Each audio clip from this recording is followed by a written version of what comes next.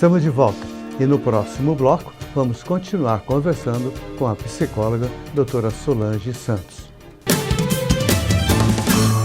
Estamos de volta, hoje direto do Ibate Teppanyaki, que tem o melhor do sushi, além dos cortes especiais de carne, como ancho 481, picanha Angus, fraldinha 481.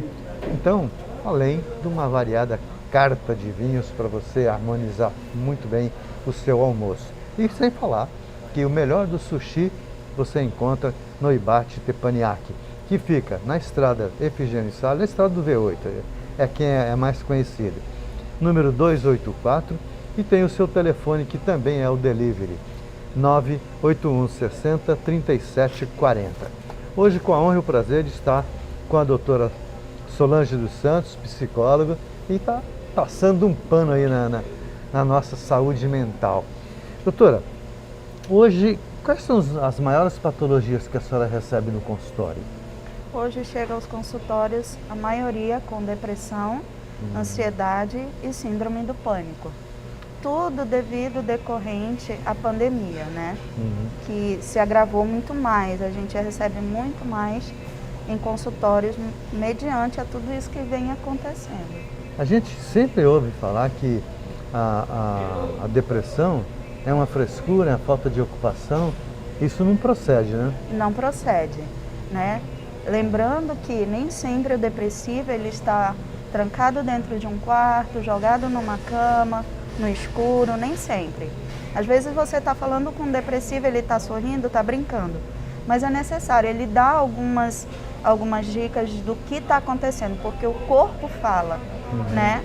Então, se o corpo fala, então é necessário a gente observar tudo isso, né? Nem sempre ele vai estar jogado num quarto, mas ele sempre vai... Pode ser que alguém do seu lado esteja depressivo. Doutora, e quais são os primeiros sintomas que uma pessoa que está entrando na depressão tem que, eu preciso procurar ajuda? Primeiramente, ele se isola, né?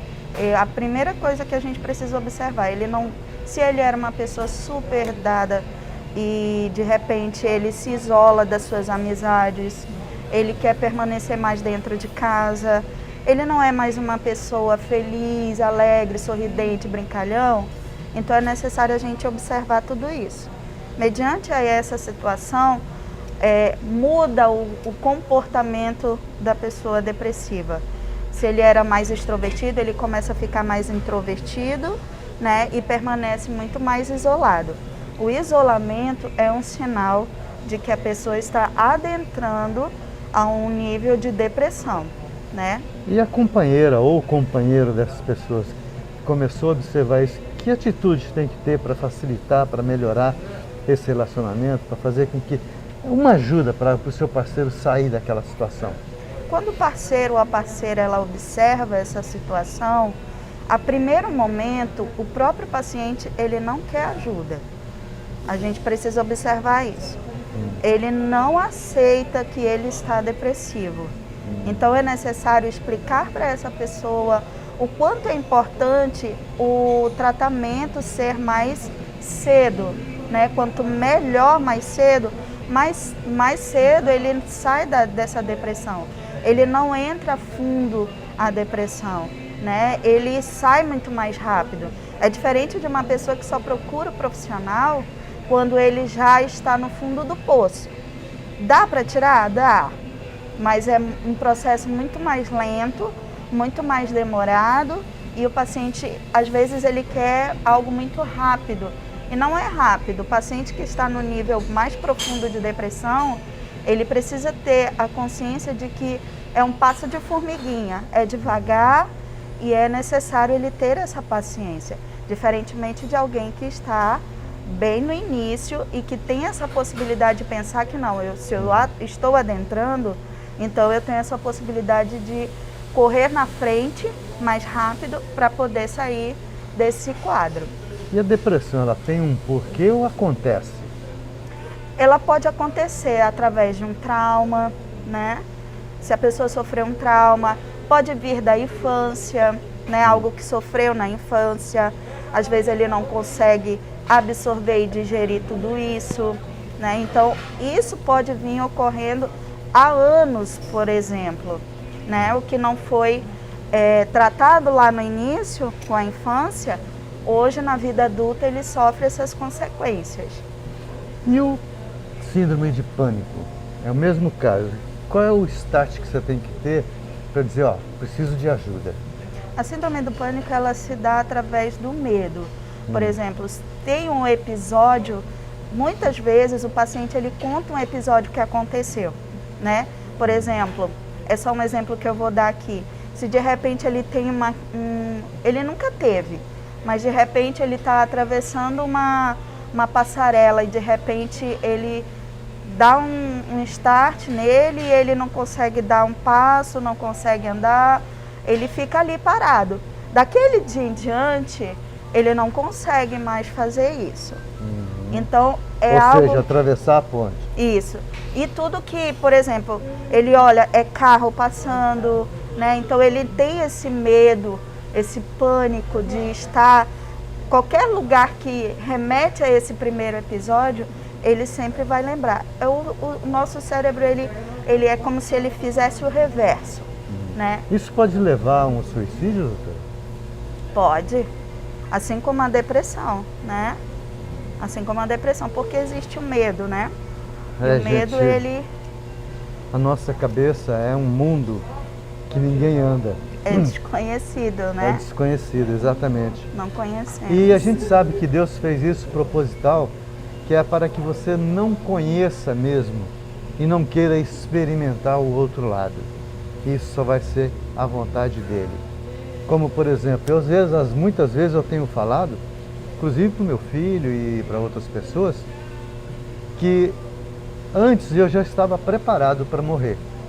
Que eu já estou com uma idade que já estou ficando imprestável, essa é a palavra. Então, já daqui para frente eu só vou dar trabalho, eu não vou dar mais benefício. Então, mas hoje eu não quero mais isso, eu não estou mais preparado para morrer. Por quê? Porque eu ainda vou ter que contar para os meus netos o que nós passamos. Nunca se viu na história da minha vida, eu estou com 71 anos, nunca se viu pessoas mendigando uma bolacha, um creme crack, um quilo de farinha. E hoje a gente vê muito isso. Então, gente, parem para pensar, desça desse pedestal que vocês vivem e pense no seu semelhante, porque só assim vocês vão encontrar a verdadeira felicidade. Voltamos aqui então com a doutora Solange, que tem o seu WhatsApp 984031170. Doutora, nós já falamos no bloco passado o relacionamento conjugal. E a família? Como é que o chefe da família tem que agir, já que ele estava acostumado a ir para fora, trabalhar e vivia outros problemas, não vivenciava os problemas de casa. E hoje ele tem que passar por isso também. E é sabido que o homem ele não está tão preparado como a mulher. A mulher consegue ser a mulher, a mãe, a amante, a dona de casa, enfim, e ainda a conselheira. Como é que o homem tem que fazer? É muito diferente, né?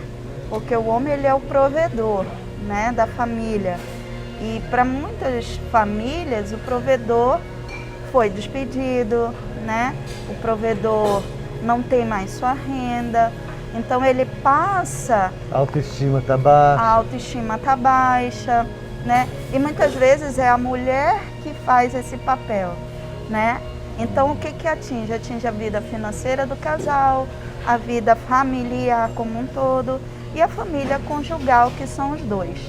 Então, ver o conflito que se adentra dentro dessa casa, dessa família, né, que se encontra nesse momento, viver um relacionamento onde eu não me sinto mais, né, o cara, né? A pessoa que provê para minha família, sendo que a minha esposa ela tem que prover agora, às vezes mexe com o ego do homem, né? Ele muitas vezes não aceita, Mas existem aqueles pais... Embora a gente tenha observado que as coisas estão mudando estão bastante, mudando, né? Hoje a mulher está indo mais para a luta, ela está Sim. trabalhando, ela está fazendo, acontecendo.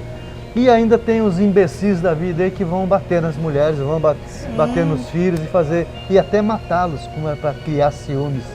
Sim, então, a gente percebe que são os homens mais machistas, né, que agem dessa forma, digamos assim, né? Mas os homens que sabem que podem trabalhar os dois, lutarem os dois e ter essa harmonia, né? Bom, vamos fazer mais um intervalo comercial e voltamos em seguida, fechando essa questão ainda com a criação dos filhos.